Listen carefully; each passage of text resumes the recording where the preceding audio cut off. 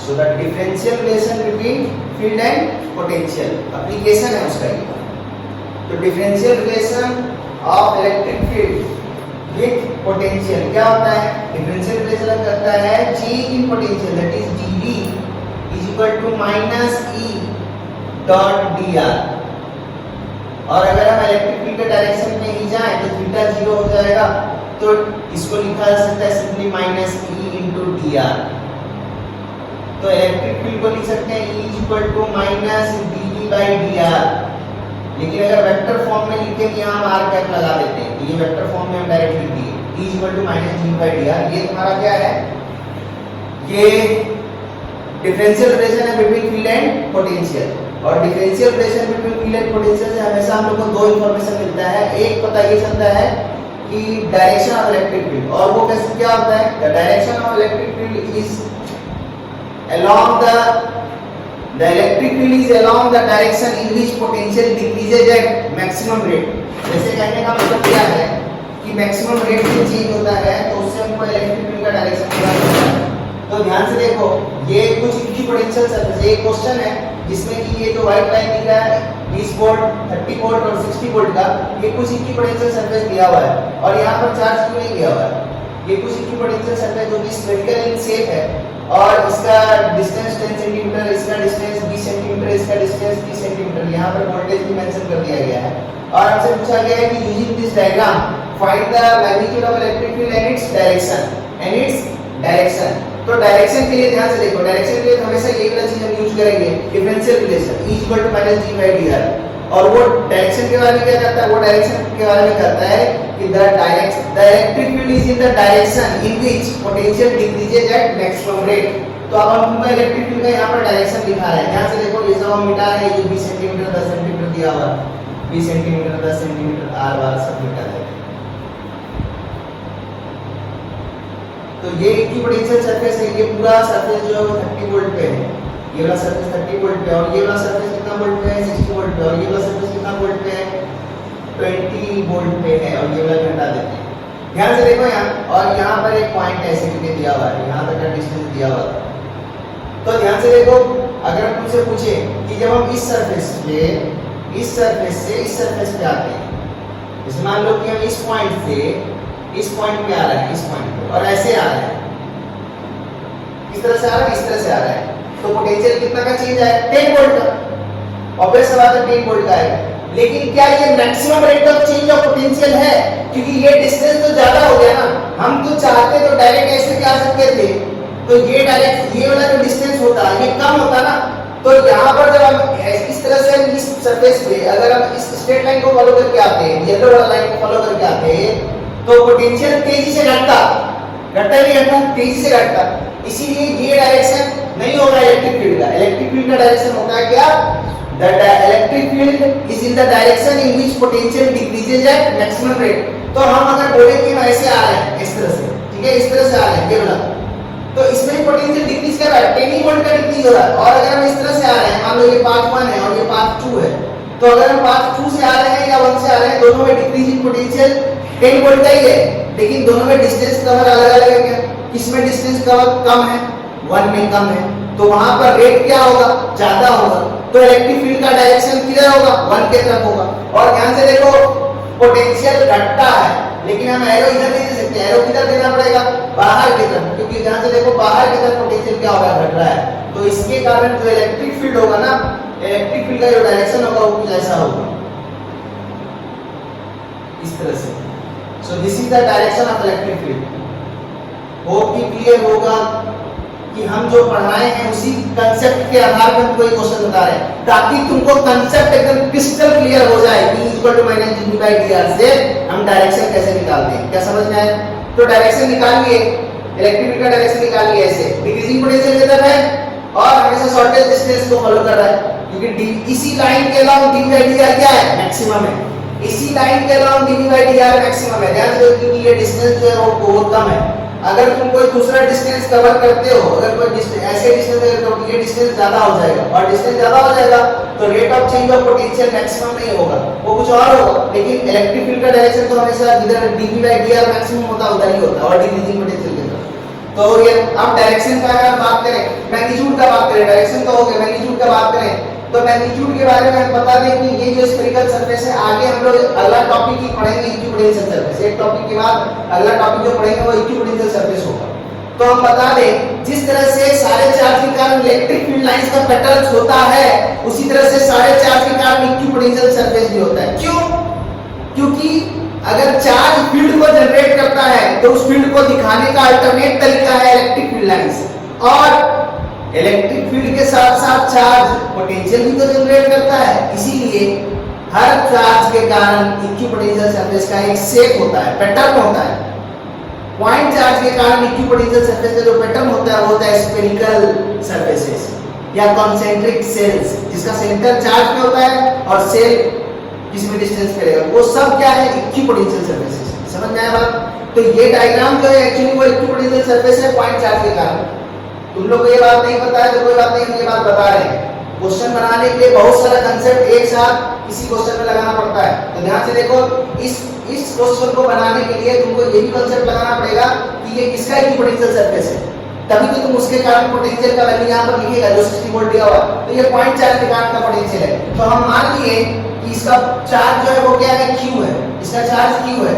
तो हम पोटेंशियल जो 60 वोल्ट दिख रहा है वहां पर अगर लिखना चाहते हैं तो हम लिख सकते हैं V kQ/R, और R का वैल्यू कितना वहां पर 10 सेंटीमीटर है।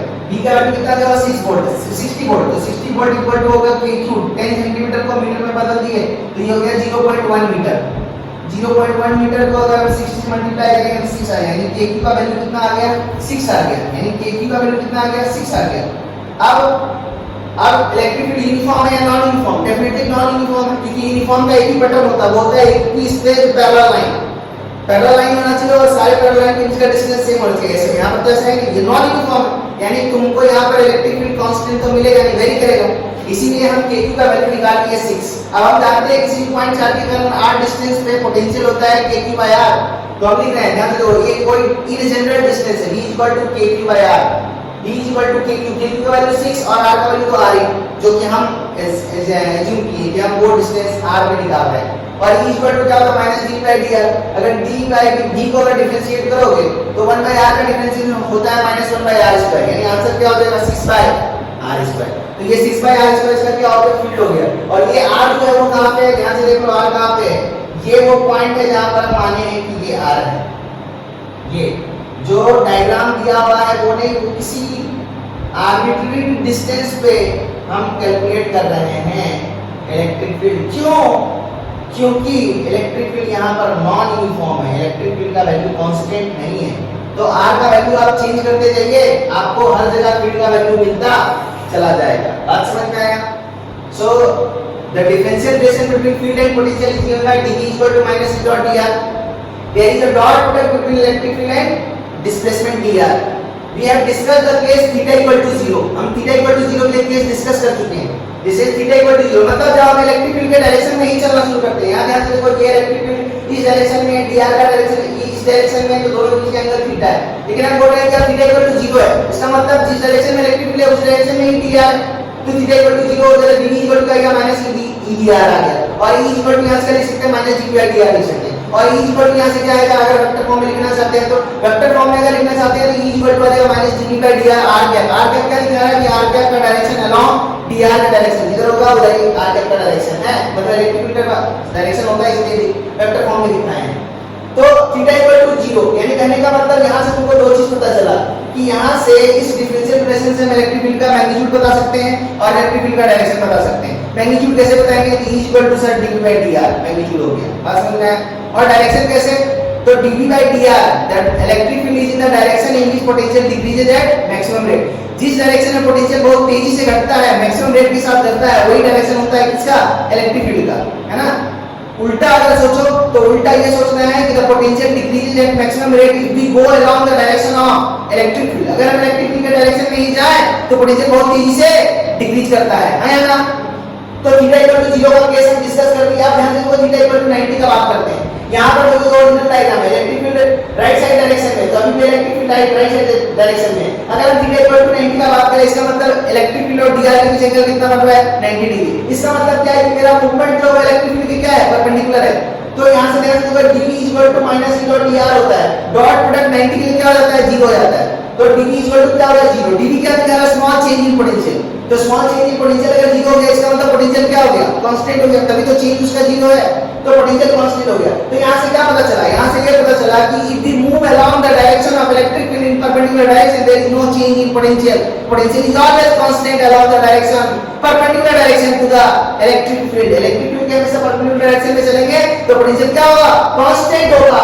ध्यान से देखो कितना खूबसूरत है फिजिक्स कि इलेक्ट्रिक फील्ड के डायरेक्शन में अगर हम चलेंगे तो पोटेंशियल क्या होगा, कांस्टेंट होगा। लेकिन इलेक्ट्रिक फील्ड के पैरेलल अगर चलेंगे तो पोटेंशियल मैक्सिमम रेट के साथ क्या करेगा, डिक्रीज करेगा। पोटेंशियल मैक्सिमम रेट के साथ क्या करेगा, डिक्रीज करेगा। क्या मेरा बात समझ में आया, कोई दिक्कत नहीं है। तो ध्यान से देखो प्रीवियस क्लास में हम तुमको एक क्वेश्चन दिए थे, ये वाला क्वेश्चन जो कि सीपीएससी में पूछा गया था। ये इलेक्ट्रिक फील्ड दिया हुआ था, यूनिफॉर्म इलेक्ट्रिक फील्ड, इसका वैल्यू E दिया हुआ था और 3 पॉइंट दिया हुआ था A B C। एक चार्ज को हम A से B और B से C ला रहे थे और तुमसे पूछा गया था कि find the potential difference between A and C। तो VA माइनस VC हमको निकालना था। तो हम बोले थे कि अगर कोई लड़का VA माइनस VB निकाल लिया तो भी उसका आंसर सही होगा। बोले क्यों, क्योंकि B और C का पोटेंशियल सेम है। तो हम बोले थे कि हम अभी एक्सप्लेनेशन नहीं देंगे कि क्यों B और BC बराबर है। VB और VC इस पॉइंट पे पोटेंशियल जो है बाबू, इस पॉइंट पे जो पोटेंशियल है VB मान लेते हैं और इस पॉइंट पे पोटेंशियल क्या है VC। लेकिन ये VB और VC जो है ये तो हमेशा परपेंडिकुलर लाइन में है इलेक्ट्रिक फील्ड के रिस्पेक्ट में, और इलेक्ट्रिक फील्ड के परपेंडिकुलर डायरेक्शन में पोटेंशियल में कोई चेंज नहीं होता है, इसलिए VB और VC क्या हो जाएगा, बराबर हो जाएगा। बात समझ में आया। और अगर तुमसे यहाँ पर पूछा गया था कि A का पोटेंशियल ज्यादा है कि C का पोटेंशियल ज्यादा है, तो अब सब आता है A का पोटेंशियल ज्यादा है। क्यों, क्योंकि इलेक्ट्रिक फील्ड इस डायरेक्शन में जा रहा है। इलेक्ट्रिक फील्ड के डायरेक्शन में पोटेंशियल क्या होता है, डिक्रीज करता है। समझ में आ गया। ध्यान से देखो E -G/dr आर्क है। ये वाला एक्सप्रेशन हम लोग तब यूज करते हैं जब पोटेंशियल केवल एक ही फंक्शन पर डिपेंड करता है। जैसे मान लो potential as a function of x हो, या potential as a function of y हो, या potential as a function of z हो। यानी कहने का मतलब जब पोटेंशियल एक ही डायरेक्शन में चेंज कर रहा हो तो हम लोग इसका यूज करते हैं, तब इलेक्ट्रिक फील्ड केवल एक ही डायरेक्शन में होता है। लेकिन इन जनरल इलेक्ट्रिक फील्ड हम लोग जो लिखते हैं मतलब डिफरेंशियल रिलेशन जो फील्ड और पोटेंशियल के बीच का है वो रियल वाला ये है, क्योंकि पोटेंशियल केवल x के साथ ही वेरी करे कोई जरूरी नहीं है, क्योंकि स्पेस में तीनों होता है x y z। अगर स्पेस का बात करते हैं उसमें तीनों कोऑर्डिनेट होता है x y z, इसीलिए potential x, y, z as a function का हो सकता है। इसीलिए हम लोग इन जनरल इलेक्ट्रिक फील्ड का एक्सप्रेशन E इक्वल टू, इसको बोला जाता है partial differentiation of potential with respect to x I cap minus partial differentiation of potential with respect to y that is j cap, और partial differentiation of potential with respect to z that is k cap direction. So आप ध्यान से देखो यहाँ पर हम बता रहे हैं, ये से मान लेते हैं कि ये क्वेश्चन है और इस क्वेश्चन में तुमको दिया है कि पोटेंशियल जो दिया हुआ वो 4x² दिया हुआ है। कहने का मतलब ये पोटेंशियल जो है वो as a function of x दिया हुआ है, यानी पोटेंशियल केवल x पे डिपेंड कर रहा है, y और z पे डिपेंड नहीं कर रहा है। तो यहाँ वेरिएबल पोटेंशियल जो है वो केवल वन डायमेंशन पर डिपेंड कर रहा है, इसलिए हम डायरेक्ट ये वाला यूज कर लेंगे E -G/dr। तो यहाँ से तो और हमको बोला है कि इलेक्ट्रिक फील्ड पॉइंट 1,0 निकालिए, तो इलेक्ट्रिक फील्ड इक्वल टू लिख सकते हैं -G/dr और r की जगह पर आप x लिख देंगे क्योंकि इलेक्ट्रिक फील्ड पोटेंशियल जो किस पर डिपेंड कर रहा है, x पर डिपेंड कर रहा है। -G/dx 4x² का डिफरेंशिएशन क्या हो जाएगा 8x, तो -8x आ गया। ध्यान से तो इलेक्ट्रिक फील्ड किस पॉइंट पे निकालने के लिए बोला गया है, 1,0 पे निकालने के लिए बोला गया है। 1,0 पे निकालने के लिए बोला गया है, मतलब x का वैल्यू 1 है और y का वैल्यू 0। यहां तो y है नहीं तो x का वैल्यू 1 डाल दिए, x का वैल्यू 1 डाल दिए, कितना आ गया आंसर -8 वोल्ट पर मीटर। समझ में आया।